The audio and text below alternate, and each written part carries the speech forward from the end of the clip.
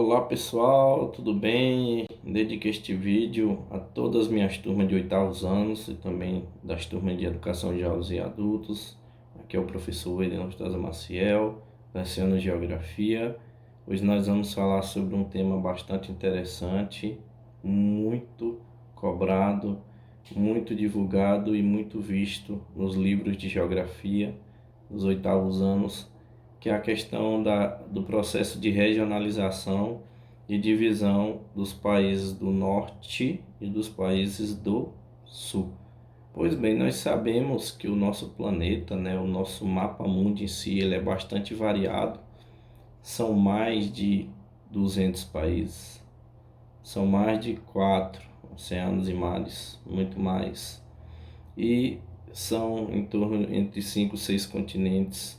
Eu queria dizer para vocês o seguinte, que no passado, essa questão do processo de regionalização de acordo com o Índice de Desenvolvimento Humano, que é o IDH, que é medido por 3 fatores. O primeiro deles é a renda per capita, o segundo é o nível de escolaridade e o terceiro é a questão da expectativa de vida, que vai medir se o IDH, se a qualidade de vida de um país é baixa, média ou alta. Antes disso, de existir esses dois termos, país do norte e país do sul, nós tínhamos 3 termos. E os termos eram países de primeiro mundo, que eram os países considerados desenvolvidos, ricos, poderosos. Países de segundo mundo, ou seja, os países subdesenvolvidos ou medianos, de economia considerável, aceitável. E os países de terceiro mundo, que eram chamados de países pobres, ou seja, a renda per capita baixa, o nível de escolaridade baixo também, a expectativa de vida muito baixa. Só que ficava como se fosse um termo muito pejorativo. Países de primeiro mundo, países de segundo mundo e países de terceiro mundo ou pobres. Então, com o passar do tempo, foram feitos estudos e revisões e acharam melhor por bem tirar a terceira parte, países de terceiro mundo. Por quê? Porque o nível de escolaridade foi aumentando, a renda per capita foi aumentando e a expectativa de vida foi aumentando. Então esse é o tema da aula de hoje, que é países do norte e países do sul. Os países do norte são na quase totalidade, quase 100%, eles são países desenvolvidos. Então eles têm o IDH entre médio e a maior parte alto. Diversos países da Europa são assim, os Estados Unidos. Então eles têm e possuem IDH entre médio e alto. Já os países do sul, eles são considerados subdesenvolvidos ou emergentes. Aí você me pergunta, mas o que são países emergentes? Pessoal, países emergentes são países que têm indústrias, principalmente as básicas. No caso, o Brasil é um país emergente, é um país muito poderoso, é um país que tem muita influência na América do Sul e no mundo. E na América do Sul, o Brasil é o país de maior destaque no cenário nacional e no cenário internacional ou a nível mundial. Pois bem, os países subdesenvolvidos são os países de economia mediana. Eles não são nem ricos nem pobres, eles têm economia mediana. Esses países emergentes estão incentivando e investindo muito. E aí criaram um bloco econômico aí, uma sigla famosa chamada BRICS. O que significa os BRICS? São as 5 maiores potências que estão em desenvolvimento e crescimento no mundo. BRICS: Brasil, Rússia, Índia, China e África do Sul. Então os BRICS são os 5 países mais poderosos aí que estão em constante transformação e evolução. Então os países do norte e os países do sul, a gente lembra daquelas 3 linhas imaginárias cortando o nosso planeta, o nosso mapa mundi em si, em 3 partes. A do meio, na horizontal, chamada linha do Equador. Logo acima, o Trópico de Câncer. E logo abaixo da linha do Equador, o Trópico de Capricórnio. Essas linhas são imaginárias, não existem. elas existem apenas no papel e também por uma questão de localização e noção de espaço geográfico.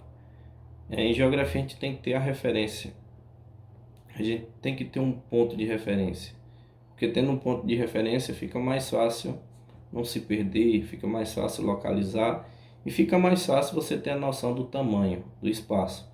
Então, acima da linha do Equador, né, trópico de Câncer, nós temos os países da direção norte, os países do norte. E da linha do Equador para baixo, junto com o Trópico de Capricórnio, nós temos os países do sul. Então, os países do norte praticamente é 50%, quase, ainda não dá 50%, porque isso é uma média. Nós temos o caso aí da Austrália, Sydney. Sydney fica na parte sul, no entanto, nessa divisão, nessa especificidade, eles colocam a Austrália, Sydney, como país do norte, sendo que ela fica na parte sul. Isso é muito relativo, tem países da parte sul que são mais ricos do que os países da parte norte. Então foi muito polemizado esse tópico, para a gente não generalizar e achar que a metade dos países da linha do Equador para cima são todos desenvolvidos e a metade dos países da linha do Equador para baixo são subdesenvolvidos. Isso é muito relativo. Nós temos o caso do Chile. O Chile é um país desenvolvido, né? O Uruguai está se desenvolvendo e já vai entrar também na lista dos países desenvolvidos que oferecem uma boa qualidade de vida para a sua população, que tem um índice de desenvolvimento humano muito bom, uma preocupação com a educação, uma preocupação com a economia, uma preocupação com o emprego e com a renda, e uma preocupação com as diversas oportunidades para as pessoas que ali moram, têm moradia fixa. Então, os países do norte são os países realmente, na maior parte, desenvolvidos. Eles têm uma economia diversificada, espalhada e se expandindo cada vez mais. As moedas são fortes. O índice de desenvolvimento humano é em torno de DH médio para alto, que vai em torno de 0,600, 0,700 e podendo chegar em alguns países, principalmente da Europa, até 0,999, que é um resultado muito alto, muito próximo de 1000. Significa que é muito bom.